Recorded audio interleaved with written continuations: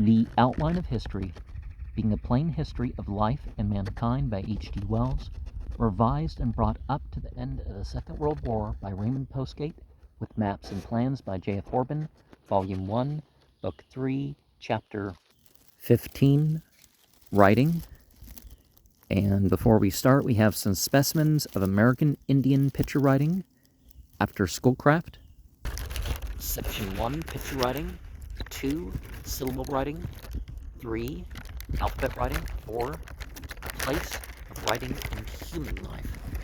Section 1.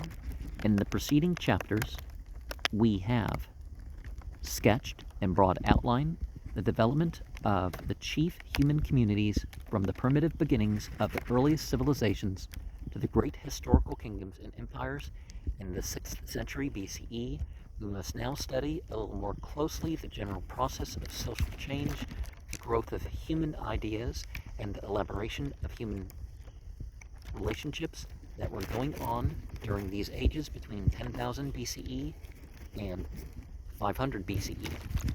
What we have done so far is to draw the map and name the chief kings and empires, to define the relations in time and space of the empires of Babylonia, Assyria, Egypt, India, and China. We come now to the real business of history, which is to get down below these outer forms to the thoughts and lives of individual men. By far the most important thing that was going on during those 50 or 60 centuries of social development was the invention of writing and its gradual process of progress. 2. Importance in human affairs. It was a new instrument for the human mind, an enormous enlargement of its range of action, a new means of continuity. We have seen how in later Paleolithic and early Neolithic times the elaboration of articulate speech gave men a mental handhold for consecutive thought and a vast enlargement of their powers of cooperation. For a time, this new achievement seems to have overshadowed their earlier achievement of drawing and possibly it checked the use of gesture, but drawing presently appeared again for record, for signs, for the joy of drawing. Before real writing came picture writing, such as is still practiced by the Amerindians, the Bushmen, and savage and barbaric peoples in all parts of the world.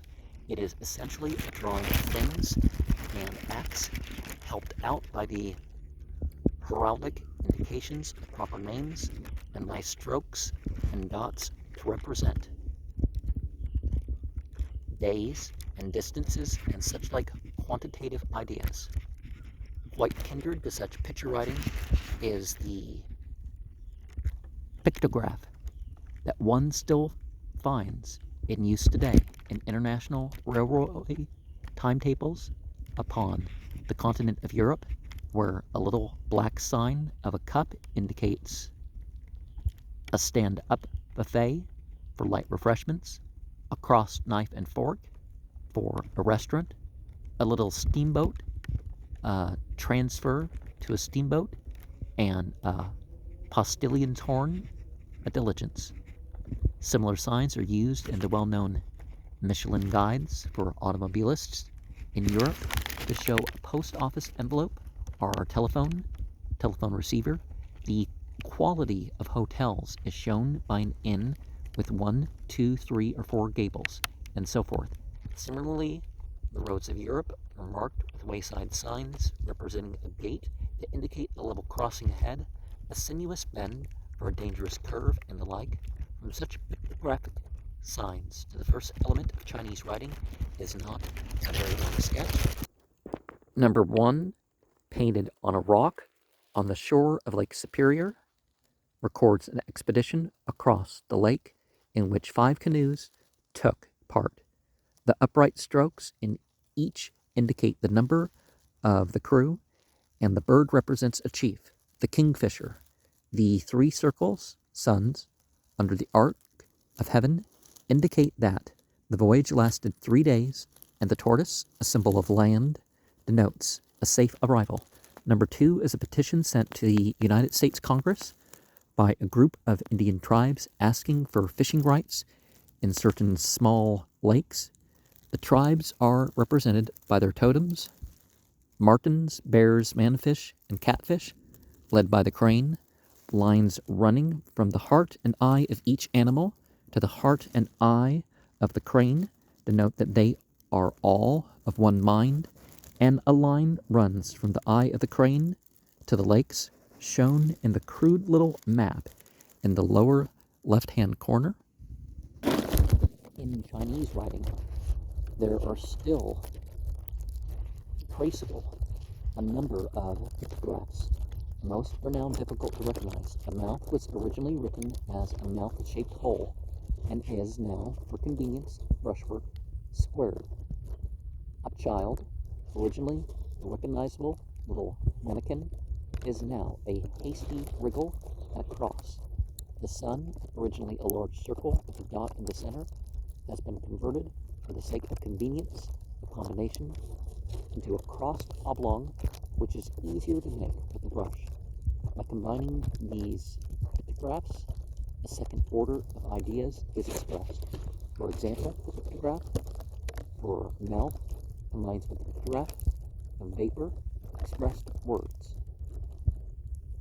From such combinations, one passes to what are called ideograms: the sign for words and the sign for tongue combine to make speech, the sign for roof and the sign for pig make home, for in the early domestic economy of China, pig was as important as it used to be in Ireland, but as we have already noted earlier, the Chinese language consists of a comparatively few elementary monosyllabic sounds, which are all used in a great variety of meanings, and the Chinese soon discovered that a number of these pictographs and ideographs could be used also to express other ideas, not so conveniently pictured and having the same sound.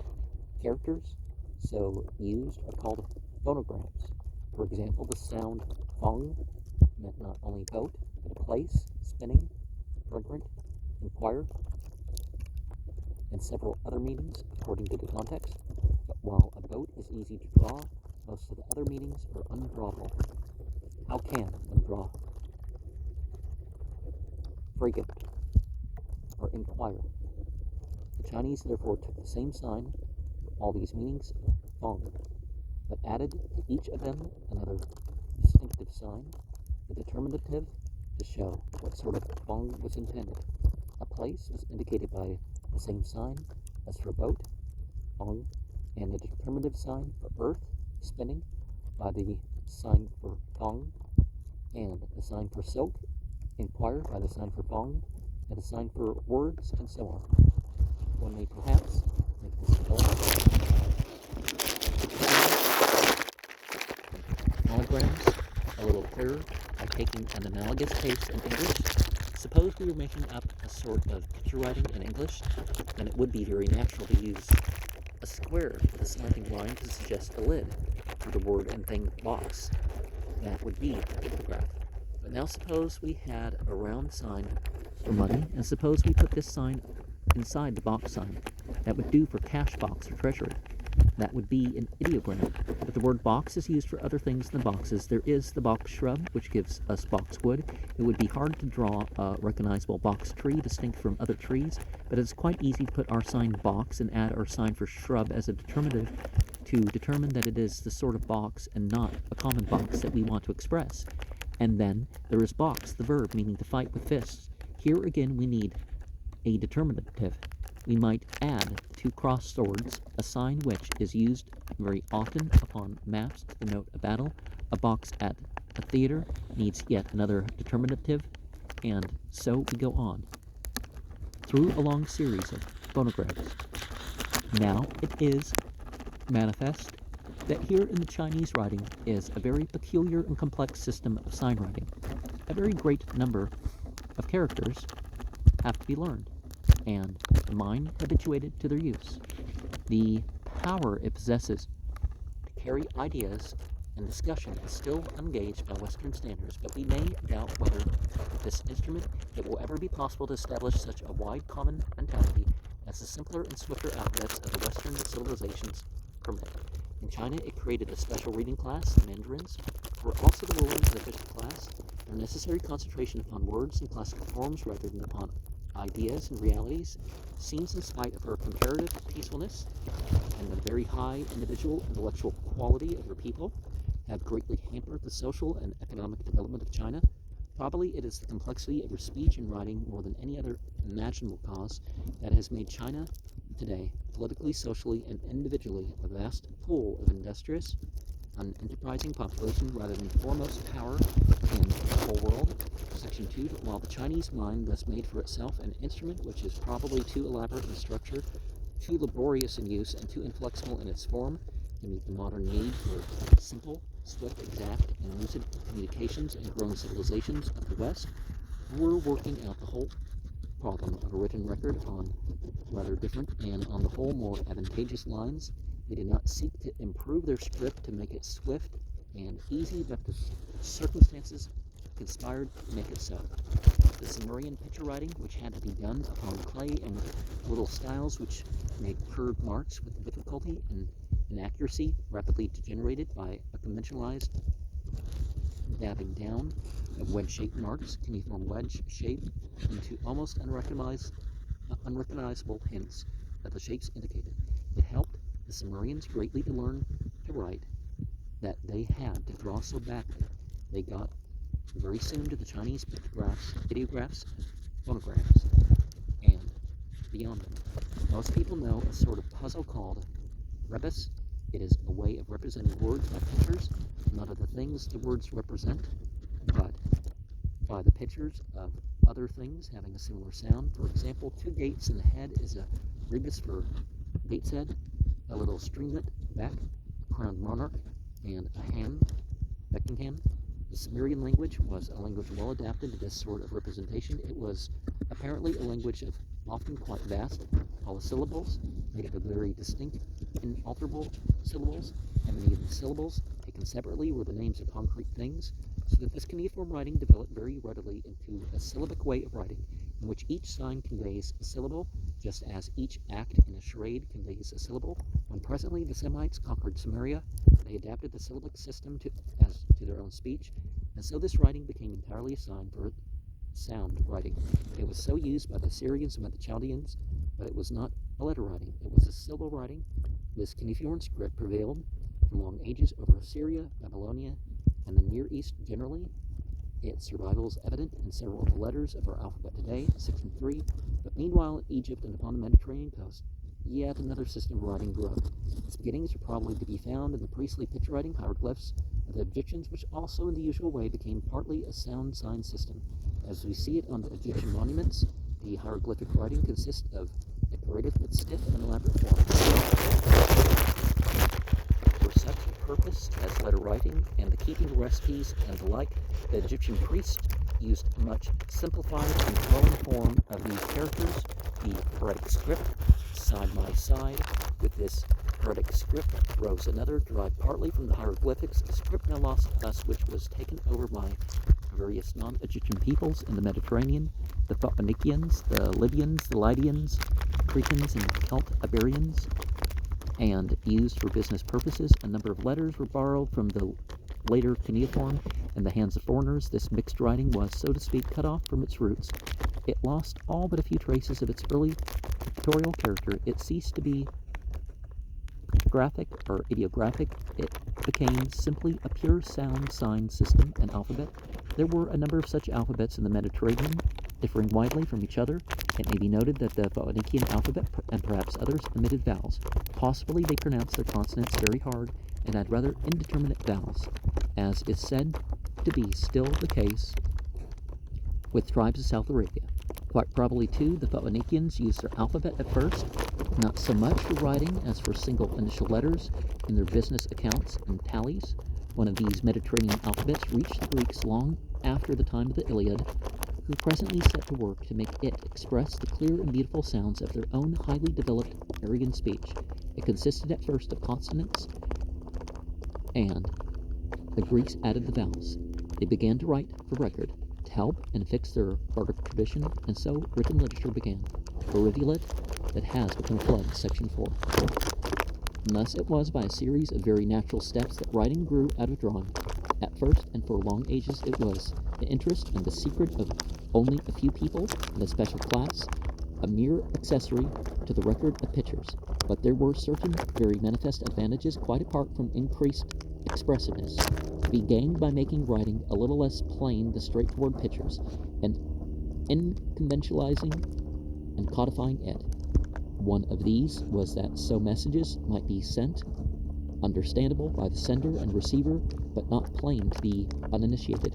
Another was so that one might put down various matters and help one's memory and the memory of one's friends without giving away too much to the common good.